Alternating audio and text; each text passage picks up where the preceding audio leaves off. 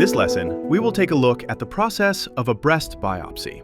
This is a surgical procedure, so it's important to present it correctly from a medical point of view, ensuring the patient understands how it works. Any animation, in very simple terms, can be broken down into 3 stages: the initial state, the intermediate state, and the final state. Let's go through our example step by step.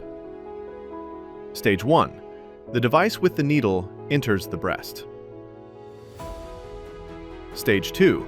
In the intermediate animation, part of the needle opens and the tissue is drawn inside. Stage 3. The needle is withdrawn, cutting off a portion of the tissue, the biopsy sample. When starting work on an animation, you always face a choice of which path to take. In reality, there are only 2. The first is fake or manual animation, where you control the entire process. This includes animations created with keyframes. Alternatively, you can use simulations, animations created through the dynamics module of a 3D package. These often require significant computing power and time. Both methods, as we can see in this example, are valid. In this particular project, I chose the manual animation method, using blending or morphing. However, if I had much more time, simulations could have delivered far more impressive results. Let's return to our animation and break down how it was made. When the needle approaches the tissue,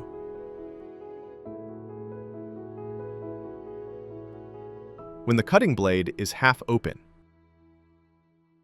when the blade is fully open, and when the blade closes. Why do we add a substep with the blade half open? Because it makes the animation smoother, more detailed, and more refined. For instance, at half opening, only the right part of the tissue is drawn in, while at full opening, the left side is absorbed. So we divided the process into roughly the same stages as shown in the storyboard. A storyboard is an important part of a project, but if you don't have one, that's not a big problem. The main thing is to understand the process itself. What do we need for this animation? We have the main object. We duplicate it and hide the copy. Stage 1. The tissue is intact and the blade is just starting to move closer. Stage 2. The blade reaches the tissue and the first section opens.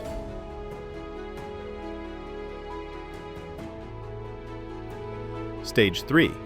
The blade is fully open and the entire area of tissue is drawn inside. Stage 4. The blade closes, cutting off the sample. Now we need to refine each of the models in order to use morphing between the different stages of the objects. For the needle's blade in its half-open state, we'll create a separate model for that stage. In Cinema, there is a whole range of tools that allow us to modify the model. For example, you can use the brush tool to carefully adjust the shape as needed. Some people prefer the brush tool, but I personally use sculpting in Cinema 4D. It's fairly simple. Really simplified compared to ZBrush, but I like it. I'll show you what that looks like. You take the grab and smooth tools and adjust the model with the idea that it needs to be drawn inward, something along those lines. We make careful tweaks, and this is roughly how it looks at the half-open stage. When the part opens fully, it's easier not to duplicate the original model, but to build on the one that has already been pulled in halfway, since the stages animate sequentially. That way, it's simpler and more accurate, so we quickly refine that one as well. I'm simplifying a lot here, but the idea should be clear. We modify the model while visualizing the entire suction process. That should be enough to demonstrate how it can look, this whole sequence. Let's assume it ends up something like this. Let's see what we've got. We take state 1, add a pose morph tag. For those who are coming from Maya, this is similar to a blend shapes. Switch to point mode, and then add the other states there. This way, we gain full control over all the states and can animate the entire process. Need to align keyframes of pose morph with animated knife. Overall, the animation already looks pretty good, but we need to decide what to do with the final state, when the blade has already cut the tissue.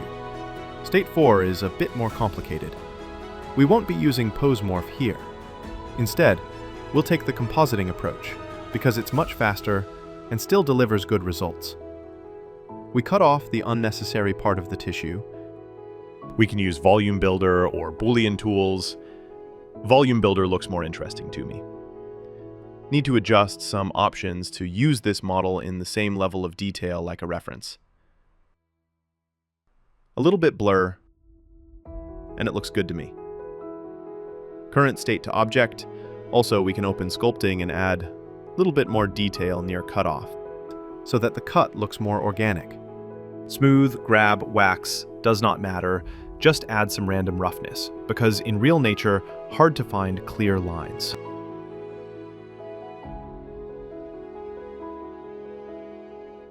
Then we apply a compositing trick. We render this segment in 2 passes, covering from 170 to 300 frames. The first pass is the animation with pose morph. The second pass is just the blade animation together with the model of the cut-off tissue. We then combine everything in After Effects. Now, we have 2 renders, the first iteration and the second iteration. By carefully masking out only the relevant cut area from the blade, and just need to animate mask between a few frames, and some feather between the layers, it will be looking like a dynamic cutoff from a knife. Yeah. A little bit more attention to mask points, to more accurate result, and it will be work. Something like that. In any case, you can add pose morph to a second stage of animation, a get more detailed result with cut. But this looks good too. If we compare it with the reference, it's actually very close. From there, everything depends on your own skills and creativity. You can add the jiggle deformer in Cinema 4D to make the animation feel more organic, or use contrast masks at the cutting moment to simulate tissue filling with blood. The only real limit is your imagination. Don't forget to subscribe and leave a like. It motivates us to create even more exciting content.